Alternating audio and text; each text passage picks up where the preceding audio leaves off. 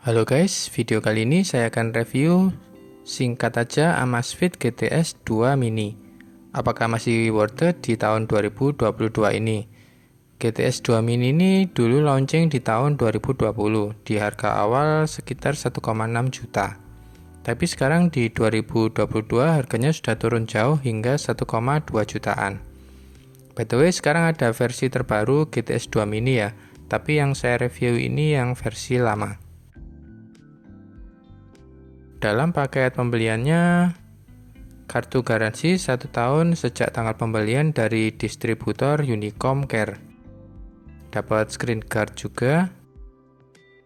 Buku manual dalam berbagai bahasa, ada juga bahasa Indonesia. Kabel charger USB dengan ujung magnetic charging.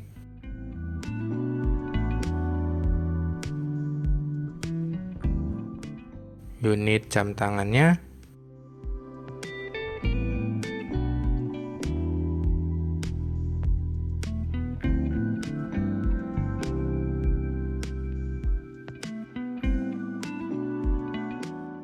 Magnet chargernya ini cukup kuat juga ternyata.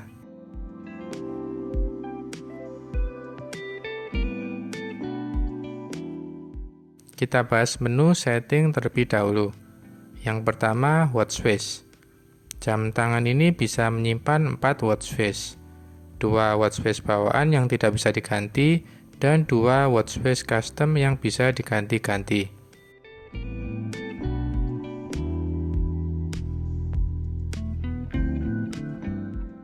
Yang kedua, level baterai dalam persen.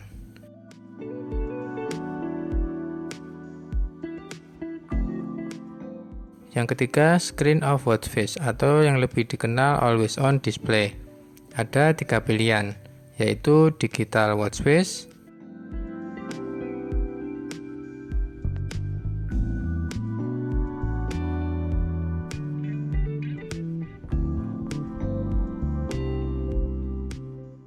analog watch face,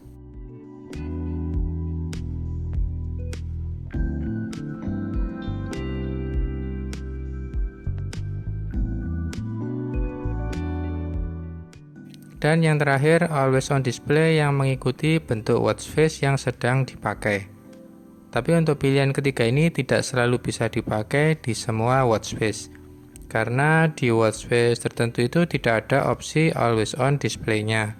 Jadi dia akan kembali ke always on display versi digital atau analog. Lanjut, auto screen off. Bisa kita set dari 5 detik hingga 15 detik, waktu yang dibutuhkan untuk layar mati. Screen lock ini maksudnya kalau layar mati dan kita raise to wake up, layar akan menyala, tapi dalam kondisi terkunci. Dan harus ditekan tombol samping ini untuk membuka kuncinya.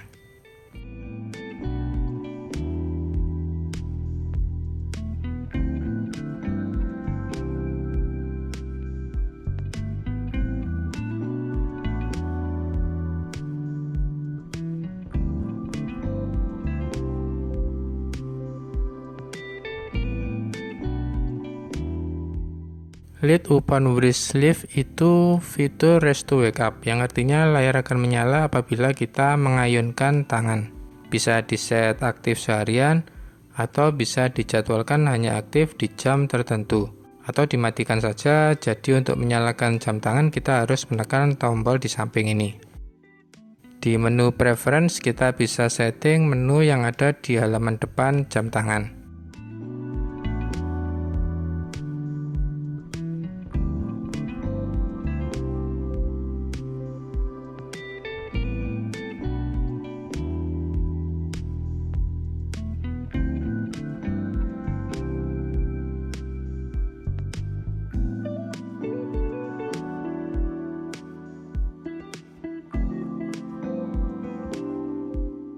Lalu di menu ini kita mengeset tombol samping, kalau dipencet lama masuk ke menu apa.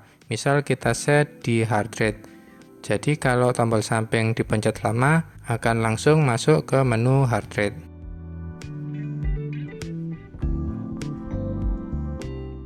Yang terakhir, kekuatan getaran saat ada notifikasi dan lain-lain. Firmware yang dipakai saat ini versi 10428. Untuk menu workoutnya ada banyak sekali ya, sebagai berikut: outdoor running, treadmill, outdoor cycling, indoor cycling, walking, pool swimming, open water swimming, rope skipping, yoga, free exercise, rowing machine, elliptical training, climbing, outdoor trekking, badminton, dan olahraga lainnya.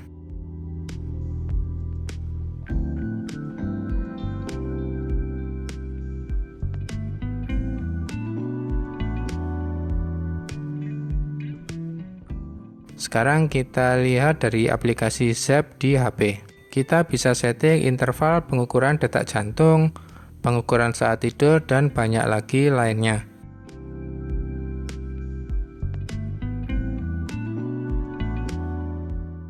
Notifikasi ini settingan apabila ada panggilan masuk, SMS masuk, dan notifikasi dari aplikasi HP seperti WhatsApp, Facebook, Instagram, dan lain-lain, supaya bisa langsung masuk ke jam tangan.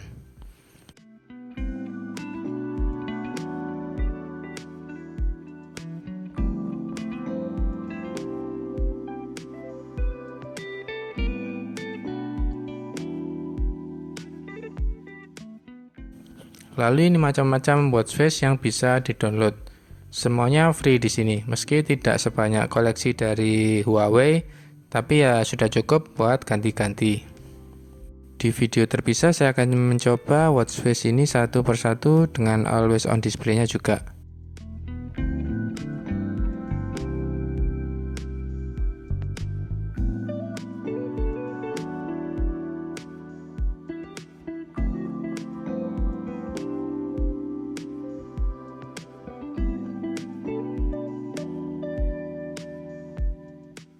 Sekarang saya coba bandingkan dengan Huawei Band 6. Meski secara harga jaraknya cukup jauh. Amazfit dulu awal keluar harganya sekitar 1,6 juta. Sedang Huawei Band 6 ini keluar di harga 600 ribuan. Jika saya bandingkan secara fisik dengan Huawei Band 6, si GTS 2 mini ini memang jauh lebih imut ya. Lebih cocok buat cewek dibandingkan Huawei Band 6 yang cocok untuk cowok maupun cewek. Secara berat juga mirip-mirip, sudah saya timbang keduanya di kisaran 30 gram. Sekarang kita coba lock GPS saat di luar ruangan.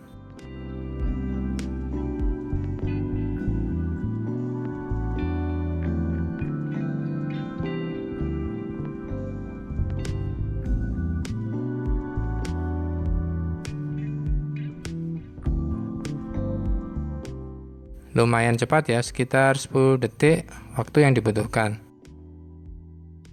Kalau saya bandingkan dengan Huawei GT2 46mm, itu butuh sekitar 20 detik.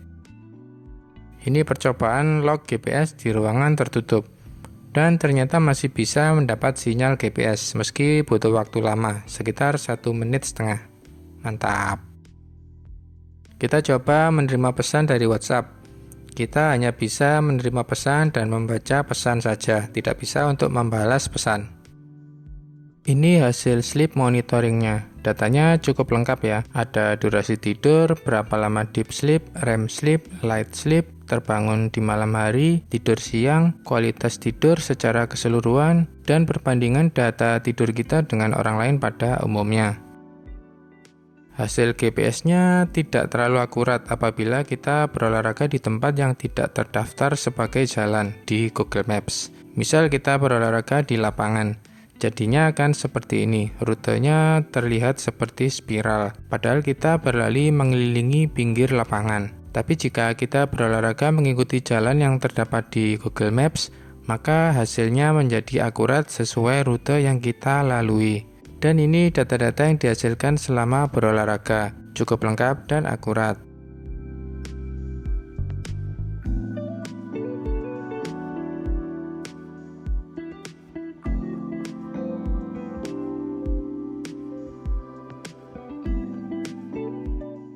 GTS Mini sudah support auto brightness ya, jadi tingkat kecerahan layar otomatis menyesuaikan dengan cahaya sekitar. Untuk daya tahan baterainya bisa bertahan selama 7 hari dengan pemakaian normal, beberapa menit berolahraga setiap hari. Kesimpulannya dari ukuran jam tangan ini memang didesain untuk cewek. Tampilannya imut, bentuknya agak mengotak. Kecepatan lock GPS-nya cepat, baterai awet, beratnya ringan, nyaman dipakai.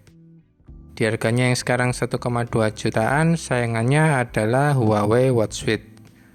Oke, sekian review singkat Amazfit GTS 2 Mini. Like, comment, dan subscribe apabila bermanfaat. Terima kasih sudah menonton.